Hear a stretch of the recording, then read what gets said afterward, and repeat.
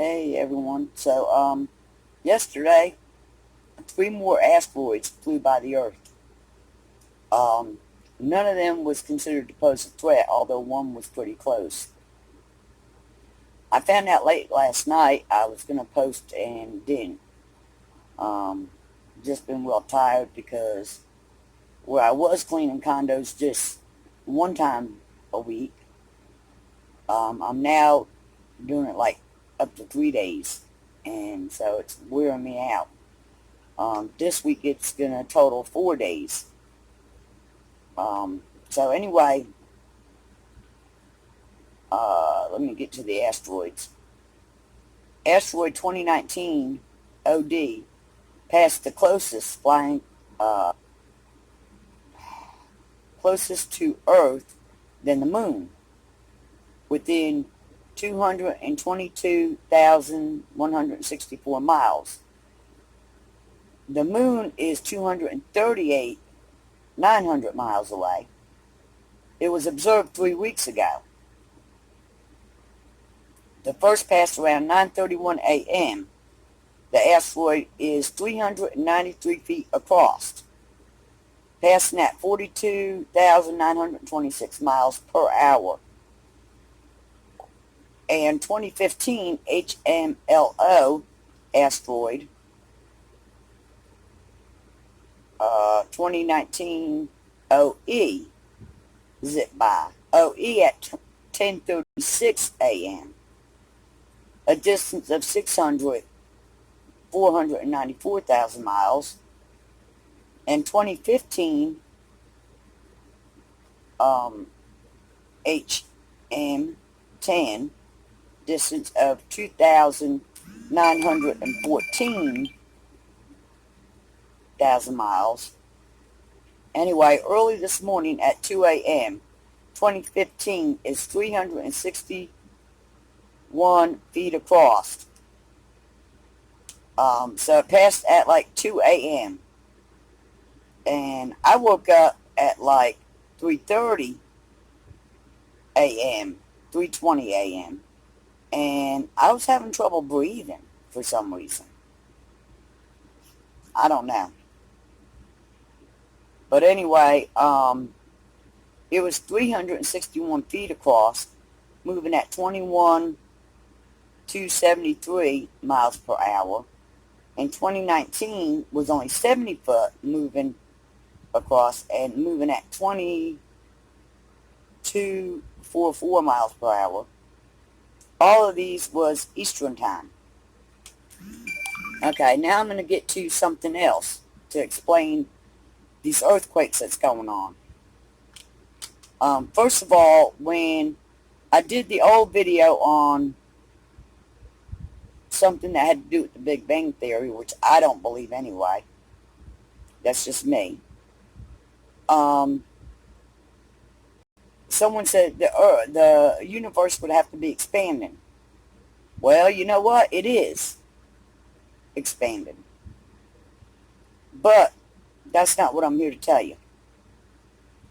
Earth's rotation is slowing and could cause major earthquakes, which we are seeing, and we are seeing a bunch of them. Okay, Earth, as the moon moves farther away from the planet, and scientists believe it could cause major earthquakes. Well, gee. Earth's slowing as our planet uses energy to keep tidal bulbs ahead of the moon's orbit. The moon's gravity keeps Earth's rotation in check. And to do this, the lunar satellite's orbit must be slightly ahead of Earth's. Now, I don't know why they're calling the moon lunar satellites. If y'all have any suggestions, let me know. Must be slightly ahead of Earth's. As the moon attempts to regulate Earth's rotation and slow it down, the moon moves slowly away. According to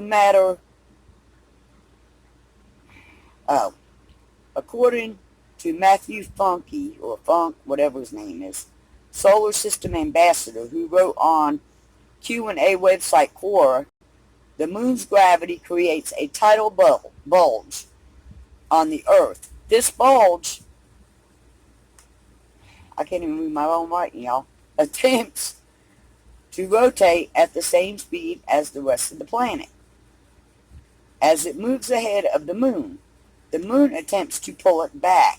This slows the Earth's rotation down. One of the rules of the universe is that angular momentum can't go anywhere, even if individual pieces speed up, slow down, or change direction. The sum total of angular momentum cannot change.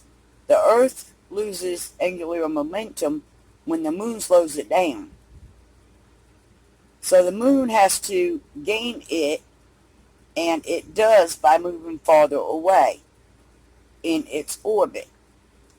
The moon is currently receding from the Earth by about 1.5 inches per year.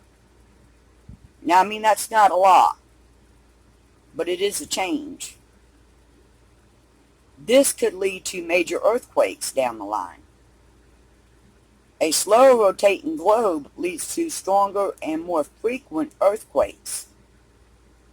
Exactly why this is the case is unclear, but experts believe it could be down to changes in the Earth's core, which ultimately has an effect on the surface. The correlation between Earth's rotation and earthquake activity is strong and suggests there is going to be an increase in numbers and intensity. Will also result in longer days and months. So, I'm assuming, it's not real bad yet, but they're explaining pretty much why we're having more and more earthquakes. And I don't know what's going on with these asteroids. I mean, dang, it's like every time I turn around, there's a dang asteroid flying by. Now, I know when I look at the simulators that there are a lot of asteroids around the sun as well as around the Earth. But they just spotted these three weeks ago. And the story just obviously just came out because I just seen it last night. And like I said, the one was pretty close. It could have been the 2 a.m. one. I don't know about y'all, but I can kind of like sense and feel when things aren't right with the environment and the atmosphere. Maybe due to my health issues, I feel it more than some. But anyway, I wanted to come and tell you about it. A little late for the asteroids, they've already passed. But thank God they did. So anyway, the deal with the farmer guy, I looked into stuff. I called the Department of Transportation, for one.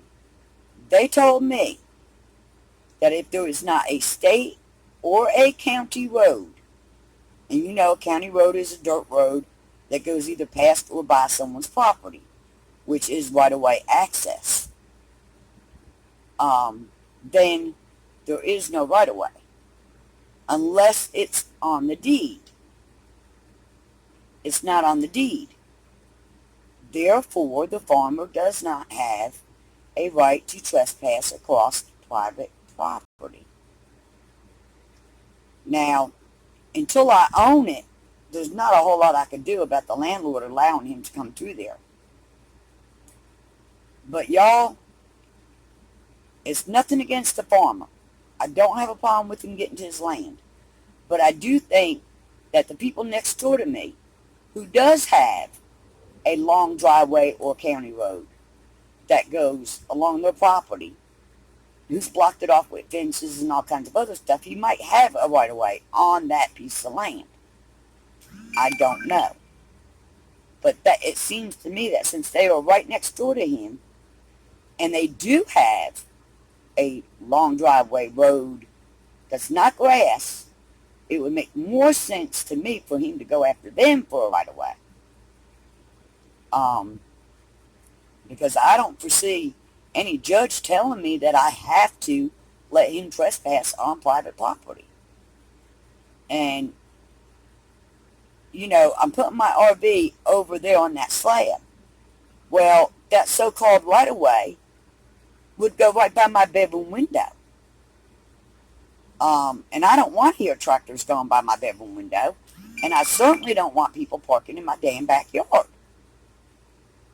Also, we had an episode out here where some man who was mumbling something, he was hid behind the tree in the front yard. It was after dark. And the light doesn't reach all the way out there. And the dogs was barking, and I called my daughter. My daughter said, "Mom, I don't see nothing." Well, when she came out to put her garbage out, a man comes out from behind the tree. Now, this house used to be used as a drug house. It was a trap house. They used to sell prostitutes out of here. Whores, whatever you want to call them. So there's no telling who might try to wander up here. So I want to put gates across both driveways, and at the very least an electric fence going all the way across the front and down the sides of the yard, at least so far back, because there's ditches on both sides. So they couldn't very well walk in the ditch unless they're crazy as crap and want to get bit by a snake. Most likely they're not going to walk in the ditch to get in here. So if I come just so far back on both sides and go across the front, I should be able to keep undesirables out. There are gangs that's not that far from here. Not in this immediate area. I'm not saying that this is not a good or nice area. There's fancy homes down here. There was a golf course across the street. But undesirables do wander by, and they do wander in. And me and my daughter are both single females. While I do believe in my First Amendment right, we both have weapons, it's still, danger. And we do have dogs to alert us. But it would also keep my dogs from going out by the road. Puppy keeps wanting to go out by the dang road. And I don't want nothing happening to him. As it is, I'm going to have to chain them both up while I spray this yard. Because they won't be able to go on the yard for at least, till it dries. And I have to spray the yard. So I am going to have to chain Puppy and the other one up temporarily so that I can spray the yard and it dry. But if my little blind dog could run loose and not get hurt, I would let him wander loose. He used to always run free. I'd let him in and out. Of course, he didn't like coming back sometimes, and I have to chase him down. But, yeah, I believe that dogs should be free. Allowed to be free, if at all possible. Sometimes it's not. Like when I was at the campground, all I could do was walk them on their leash and bring them in the house and let them out now and then because the camper's not that big. There's not enough room for 2 dogs to run around in here. So if I was cleaning or cooking or doing something, I'd have to put them in their cage. And at bedtime, I'd have to put them in their cage. The one dog, it was mainly for his safety. And the other dog, it's because I wasn't sure if he slept with me and I moved the wrong way if he would bite me. Because my friend has him now, but he's still having some issues. I'm going to have to check with the vet, see if having him fixed might help. If there's some kind of medication we can put him on. Because he's a beautiful dog, a great dog. And I really would like to get him the help that he needs. So anyway, I know this is a long video, sorry. And I want to let the prize winners know I need Google Goodbeer to send me her address unless Goober, unless you didn't want to win the jewelry set. Just let me know and I can do another drawing for people that want to win it so that I can get it sent out. So I'm going to go ahead and send out 120 acres machete. I'm just going to go ahead and send it instead of waiting. But Goober, I need to know something. Either send me your address or say, hey, Charity, I really just don't want the jewelry set. I don't wear jewelry. I don't wear jewelry hardly unless I go out. I don't wear makeup hardly unless I go out. So I understand that. Not everybody's jewelry people. But there are some ladies out there that might want to win it. So let me know something. And I'll go ahead. So I reached size limit. So I'll go ahead and get the machete sent off this week. Alright, God bless. Take care. Be safe. Bye for now.